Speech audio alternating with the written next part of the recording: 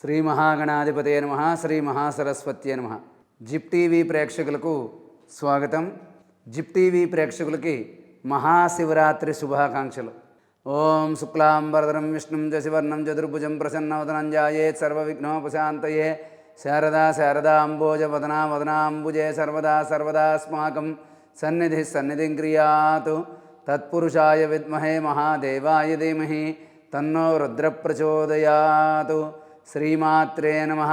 మేధా దక్షిణామూర్తయే నమః. జిప్ టీవీ ప్రేక్షకులకి స్వాగతం. అందరికీ కూడా మహాశివరాత్రి శుభాకాంక్షలు. మనం ఈ రోజున శివరాత్రి వచ్చే శివరాత్రి పండుగ నాడు మనం ఆ రోజు చేయవలసినటువంటి పూజలు కానీ, అర్చన కానీ, అభిషేకాలు కానీ, మనం పాటించవలసినటువంటి నియమాల గురించి మనం తెలుసుకుందాం. ముఖ్యంగా అభిషేక ప్రియో శివ. శివుడికి అభిషేకం అంటే చాలా ఇష్టము. కాబట్టి మనం మహాశివరాత్రి నాడు, జన్మకో శివరాత్రి అన్నారు పెద్దలు, కానీ మనకి ఇక్కడ ఏడాదికో శివరాత్రి వస్తూ ఉంటుంది. మాస శివరాత్రి ప్రతి నెల వస్తుంది, మహాశివరాత్రి ఏడాదికి ఒక్కసారి మాత్రమే వస్తుంది. ఈ మహాశివరాత్రి నాడు కనుక, అంటే మిగిలిన మాస శివరాత్రుల సమయంలో మనం కుదిరినా కుదరకపోయినా చెయ్యకపోతే, మాస శివరాత్రులు అన్నీ చేసిన ఫలితం ఈ ఒక్క మహాశివరాత్రి చేస్తే వస్తుంది. మరి మనం ఈ రోజున ఏమి చెయ్యాలి అంటే, ప్రతిరోజులాగే ఉదయాన్నే లేచి నిత్య స్నానం చేసి నిత్య పూజా కార్యక్రమాలు నెరవేర్చుకుని మనకి దగ్గరలో ఉన్నటువంటి శివాలయానికి తప్పకుండా వెళ్ళాలి. అక్కడికి వెళ్ళి యథాశక్తిగా అర్చన కానీ, అభిషేకం కానీ జరిపించుకోవడం చాలా విశేషమైనటువంటి ఫలితాన్ని ఇస్తుంది. అదేవిధంగా ఓం నమః శివాయ అనే మంత్రజపాన్ని ఆ రోజంతా చేయడం వల్ల మనకి విశేషమైనటువంటి ఫలితాలు అనేవి మనకి కలుగుతాయి. ఇది మహాశివరాత్రి. పరమశివుడు లింగ రూపంలో ఉద్భవించినటువంటి మహాపర్వదినం ఈ మహాశివరాత్రి.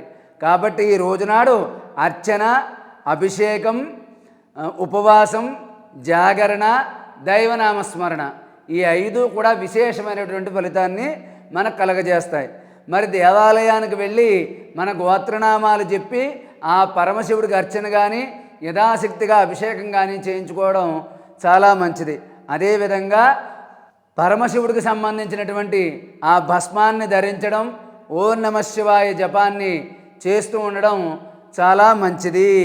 అదేవిధంగా మనం ఇంటి దగ్గర శివరాత్రి పండుగని ఎలా చేసుకోవాలి? దేవాలయానికి వెళ్ళిపోతాం, దండం పెట్టుకుంటాం, వచ్చేస్తాం.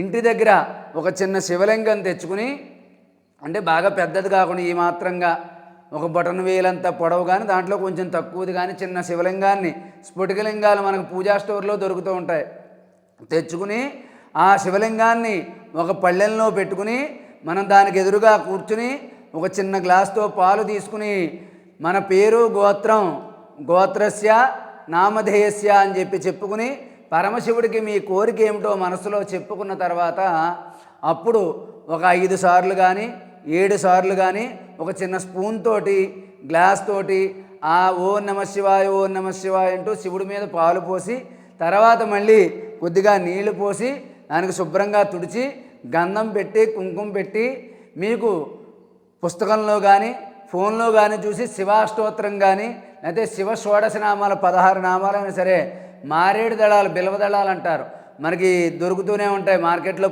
పూజా సామాన్లు, పువ్వులు అమ్మే చోట దొరుకుతుంది. లేకపోతే మనకి దగ్గరలో ఉన్న దేవాలయం దగ్గర మారేడు చెట్టు ఉంటుంది, అక్కడ దేవుడికి దండం పెట్టుకుని కొన్ని మారేడాకులు తెచ్చుకుని, దేవాలయం నుంచి తెస్తున్నాం కాబట్టి ఆ దేవాలయంలో 10 రూపాయలు 11 రూపాయలు దక్షిణ వేసి ఆ మారేడాకులు మనం తెచ్చుకుని ఇలా పూజ చేసే సమయంలో ఓం నమః శివాయ జపాన్ని చేస్తూ ఆ పరమశివుడి దగ్గర పెట్టి ఆ శివుడికి కొబ్బరికాయ కొట్టి ఆ కొబ్బరికాయ నైవేద్యంగా పెట్టి హారతి ఇచ్చి శివాష్టోత్రం కానీ, బిల్వాష్టకం కానీ, లింగాష్టకం కానీ, శివనామాలు కానీ, శివపురాణం కానీ చదవడం, వినడం చాలా మంచిది. ఇలాగ ఒక్క శివరాత్రి నాడు చేయడం వల్ల చాలా విశేషమైనటువంటి ఫలితం మనకి కలుగుతుంది. అదేవిధంగా ఉపవాసం, ఉదయం నుంచి సాయంత్రం వరకు ఉపవాసం ఉండి, సాయంత్రం కూడా దేవాలయానికి వెళ్ళి, రాత్రి లింగోద్భవ కాల సమయంలో ఇంట్లో కానీ బయట దేవాలయం దగ్గర కానీ అభిషేకంలో పాల్గొన్న తర్వాత రాత్రి అంతా జాగరణ చేసి అప్పుడు మర్నాడు ఉదయాన్నే స్నానం చేసి ఎవరైనా బ్రాహ్మణుడికి స్వయం పాకంగా ఇచ్చి, అంటే బియ్యం కూరలు అవి స్వయం పాకం ఇచ్చి అప్పుడు మనం ఏదైనా వండుకుని అప్పుడు తింటే ఈ యొక్క మహాశివరాత్రి ఉపవాసం సంపూర్ణమవుతుంది. కాబట్టి మహాశివరాత్రి నాడు ప్రతి ఒక్కరూ కూడా అందరూ శివాలయానికి వెళ్ళండి, శివనామస్మరణ చెయ్యండి.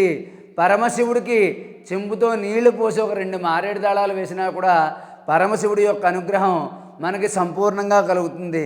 కాబట్టి ప్రతి ఒక్కరూ కూడా మహాశివరాత్రి నాడు యథాశక్తిగా శివనామస్మరణ చేయడం, శివపురాణం చదువుకోవడం కానీ, శివపురాణం చాగంటి వారు, సామవేదం షణ్ముఖ శర్మ గారు, గరికపాటి నరసింహారావు గారు, నండూరి శ్రీనివాస్ గారు, ఇలా ఎంతోమంది పరమశివుడి గురించి శివభక్తుల గురించి ఎన్నో కథలు చెప్పారు. ఆ మహానుభావులు చెప్పినటువంటి విషయాలన్నీ కూడా మనం వినడం ద్వారా కూడా మనకి ఆ పరమశివుడి యొక్క అనుగ్రహం మనకి సంపూర్ణంగా కలుగుతుంది.